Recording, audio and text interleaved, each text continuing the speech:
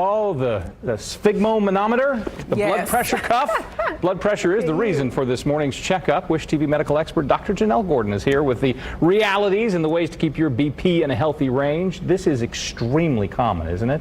Very common. It's actually the #1 preventable risk factor for cardiovascular disease and the #1 cause of death globally. The key word in that, though, is preventable. So let's dig into it, try to help people help themselves be a little healthier. What's a normal blood pressure range?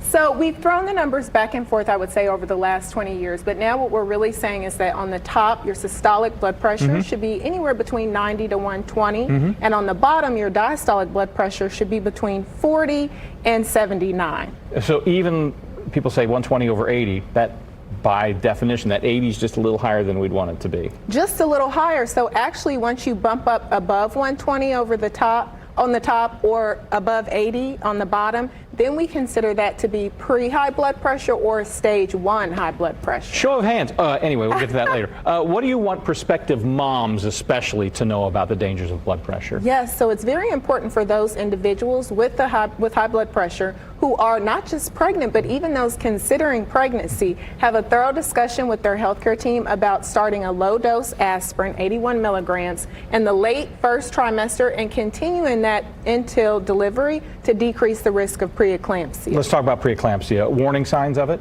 Yes, preeclampsia is very severe. So oftentimes they'll have blood pressure 140 over 90 or higher. They'll start having swelling in their face, hands, and feet. And you can see how this can be confusing because some of these symptoms may happen in pregnancy, such as increased urination, fatigue, vision changes, and difficulty breathing. If a mom is experiencing any of these symptoms, abdominal pain, increased weight gain, again, commonly occurs in pregnancy, they really need to speak with their healthcare team and be evaluated emergently. And we really want to make sure that healthcare professionals have a keen sense of these symptoms so that we're not missing it in individuals. And pregnant persons or those considering it should be aware that preeclampsia doesn't stop at delivery. So individuals with high blood pressure are at risk for developing it even within that first year postpartum. Snapping back to bad habits just because the baby's arrived doesn't necessarily mean that you've gone past the danger zone. Exactly. All right, let's broaden this back out to kind of everybody. There are new guidelines about blood pressure? Yes, new guidelines. And so what we know is that there's a lot of talk about dementia, Alzheimer's,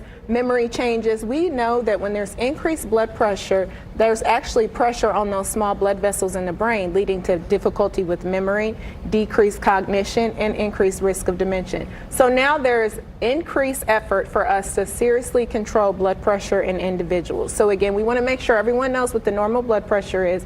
And then think about lifestyle changes early on that you can do to hopefully decrease your risk of developing it or complications of it. Is this one of those where your numbers are low, often when you're younger, and you think, I'm not worried about that then? And then if you develop habits, then you may head it off forever? Or is it best to only worry about it once the numbers are too high? I see this all the time. So we really want to make sure those with the family history are paying attention. And just because it runs in the family doesn't mean you'll have it. You do have power to change your destiny with lifestyle changes. Anyone who they go into the doc and they say, oh, I have white coat hypertension, we want to make sure that you're doing outpatient monitoring to see what is it when you're in a more relaxed setting. If it's still creeping up, then we really want to pay attention to it. Watch your salt intake. So I'm constantly asking individuals to make sure they don't go above 1,500. And they'll say, oh, doc, I let go of that table salt years ago when you changed recommendations. Yeah, but how about that bag of chips, though? Exactly. And make sure you're working on stress reduction, such as meditation or yoga, and seeing us regularly. There will be more information in my article at wishtv.com. Perfect. We'll read up on that. You mentioned preventable. That's the key to everything. Thanks for the morning checkup. Yes, thank you. Dr. Janelle Gordon.